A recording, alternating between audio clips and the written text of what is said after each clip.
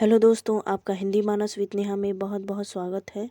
मित्रों, आज की वीडियो में जो बच्चन सिंह की आधुनिक हिंदी साहित्य का इतिहास है, उससे मैं प्रश्नोत्तरी लेकर प्रस्तुत हूँ। इस सीरीज़ की मैं एक वीडियो पहले बना चुकी हूँ और आप लोगों को बताना चाहूँगी कि इस पुस्तक से नेट जेआरएफ के साथ साथ यूपी टीजीटी पीजीटी जो हायर सेकेंडरी के एग्ज़ाम होते हैं और साथ ही DSSB के जो एग्ज़ाम होते हैं वहाँ पर भी प्रश्न पूछने की पूरी संभावना रहती है। तो पहले मैंने इस किताब का बहुत ही गहनता के साथ अध्ययन किया है, उसके बाद ही प्रश्न बनाए हैं। तो आप वीडियो को स्किप ना करें और इसे तल्लीनता के साथ देखें, और अगर कोई आपको इम्पोर्टेंट फैक्ट पता चलता है तो कृपया उसे नोट भी करें। तो चलिए शुरू करते हैं हम आज का वीडियो। अगर वीडियो आपको पसंद आए तो कृपया इस चैनल को सब्सक्राइब ज़रूर करें। आपका एक सब्सक्रिप्शन मेरा हौसला बुलंद कर देगा। प्रश्न है कि अदालती भाषा के संबंध में इश्तिहारनामा निकला, उसमें अदालत में देशी भाषा के प्रयोग का आदेश किया गया। सन बताना है 1936, 1935, 1939 या फिर 1938। तो इसका जवाब हो जाएगा ऑप्शन नंबर अ 1936 में आदेश भी किया गया और 1937 में इसे रद्द भी कर दिया गया था। अगला प्रश्न है कि तदीय समाज के संस्थापक कौन थे? दयानंद सरस्वती, भारतेंदु, बाल गंगाधर तिलक या फिर नवीन चंद्र राय। तो इसका जवाब हो जाएगा ऑप्शन नंबर बी, भारतेंदु। अगला है बाल कृष्ण भट्ट का पहला निबंध कलिराज की सभा किस पत्रिका में प्रकाशित हुआ? कवि वचन सुधा, हिंदी प्रदीप, सदादर्श या फिर प्रजा हितैषी। तो इसका जवाब हो जाएगा कवि वचन सुधा, जो कि भारतेंदु की पत्रिका थी, सन 1968 में प्रकाशित होना शुरू हुई थी। अगला प्रश्न है कि तन मन धन गोसाई जी के अर्पण किसका नाटक है? बालकृष्ण भट्ट, किशोरीलाल गोस्वामी, राधाचरण गोस्वामी या फिर श्रीनिवास दास। तो इसका जवाब हो जाएगा राधाचरण गोस्वामी, उनके द्वारा लिखा गया ये नाटक है। अगला प्रश्न है हिंदी के पहले कहानीकार किशोरीलाल गोस्वामी ही हैं। प्रणयिनी परिणय जिसे उन्होंने उपन्यास कहा है, हिंदी की पहली कहानी है किसका कथन है? बच्चन सिंह, शुक्ल, राजेंद्र यादव या फिर देवी प्रसाद वर्मा। तो चूंकि ये बच्चन सीरीज है तो आप लोग सही जवाब तो पकड़ ही चुके होंगे, लेकिन इसे परीक्षा हाल में भी याद रखने का प्रयत्न करें, क्योंकि कभी प्रश्न याद नहीं रहते हैं। अगला प्रश्न है कि भारतेंदु किस संप्रदाय से संबंधित थे? सखी, राधा वल्लभी, निम्बार्क या फिर श्री संप्रदाय। तो इसका जवाब हो जाएगा निम्बार्क संप्रदाय। अगला प्रश्न है गलत उपनाम से कविता लेखन उपनाम है? प्रेमघन, अब्र, भारतेंदु रसा, दिनकर अनुरागी या फिर अगे कुट्टी चाटन। तो इसका जवाब हो जाएगा दिनकर अनुरागी नाम से नहीं लिखते थे।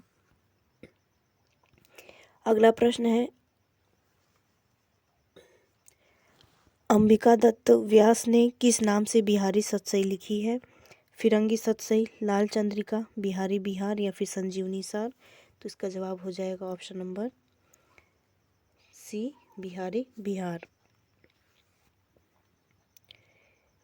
मिसप्रिंट हो गया, वो बिहारी बिहार लिखना चाहिए था। अगला प्रश्न है कि सरस्वती पत्रिका थी पाक्षिक, मासिक, साप्ताहिक या फिर त्रैमासिक। तो सरस्वती पत्रिका जो कि सन 1900 ईस्वी में प्रकाशित होना शुरू हुई थी और ये मासिक पत्रिका थी। पाक्षिक जो कि 15 दिनों का एक पक्ष होता है, शुक्ल पक्ष और कृष्ण पक्ष। तो महीने में कुल 2 पक्ष होते हैं, तो पाक्षिक का मतलब ये था। और ये मासिक पत्रिका थी जो कि सन 1900 से प्रकाशित हुई थी। और कई बार प्रश्न पूछा जाता है कि महादेवी वर्मा ने इसका कार्यभार कब संभाला था? तो सन 1903 से सन 1917 ईस्वी तक संभाला था। चलिए अगला प्रश्न देखते हैं। अगला प्रश्न है द्रुत झरो जगत के जीर्ण पत्र है सृष्ट, ध्वस्त है शुष्क क्षीण, हिमपात पीत मधुवात भीत, तुम वीत राग पुराचीन। यह काव्य पंक्ति किसकी है?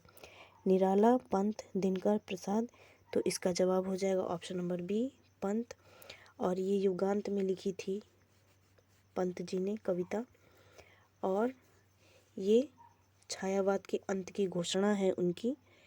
और युगांत को कहते हैं कि छायावाद का मृत्यु का घोषणा पत्र भी कहा जाता है, क्योंकि द्रुत झरो जगत के जीवन पत्र, हे जगत के पुराने पत्तों अब झड़ जाओ, अर्थात वो छायावाद के अंत की तरफ इशारा कर रहे हैं कि अब तुम्हारा अंत होना चाहिए। इसे आप याद रखें।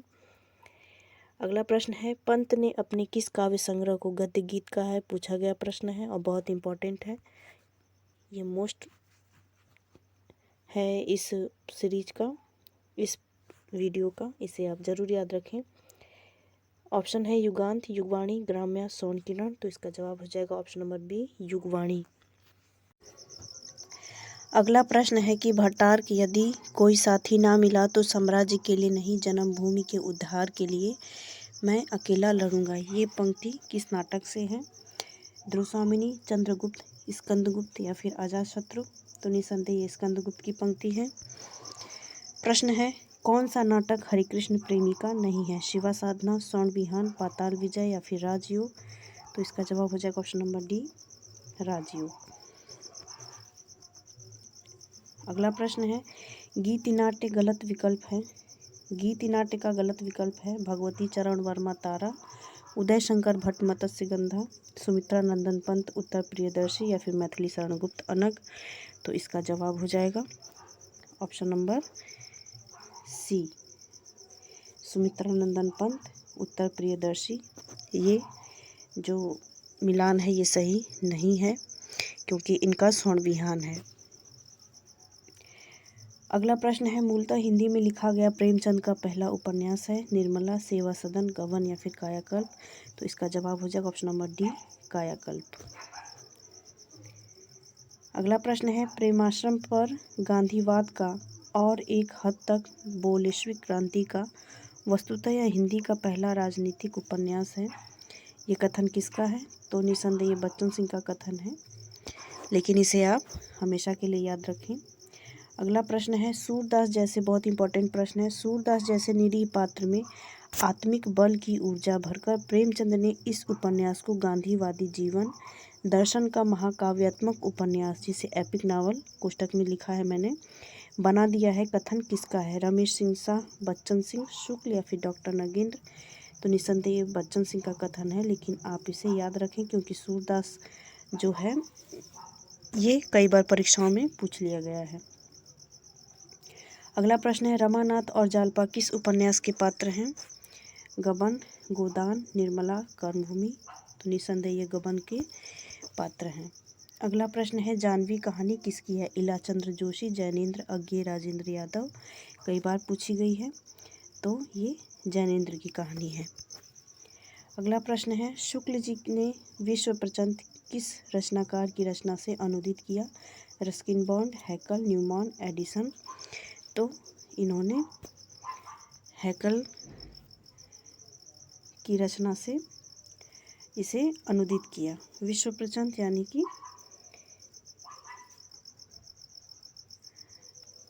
ये मूल रचना किसी और की है और इन्होंने इसे अनुदित किया है। तो ये थे आज के कुल सेलेक्टेड प्रश्न। तो आशा करती हूँ कि आप लोगों को वीडियो अच्छा लगा होगा। कृपया चैनल को सब्सक्राइब ज़रूर करें। मैं इस सीरीज़ की और अगली वीडियो भी आगे लेकर ज़रूर प्रस्तुत होंगी। तब तक बने रहें इस चैनल पर। मिलते हैं अगली वीडियो में।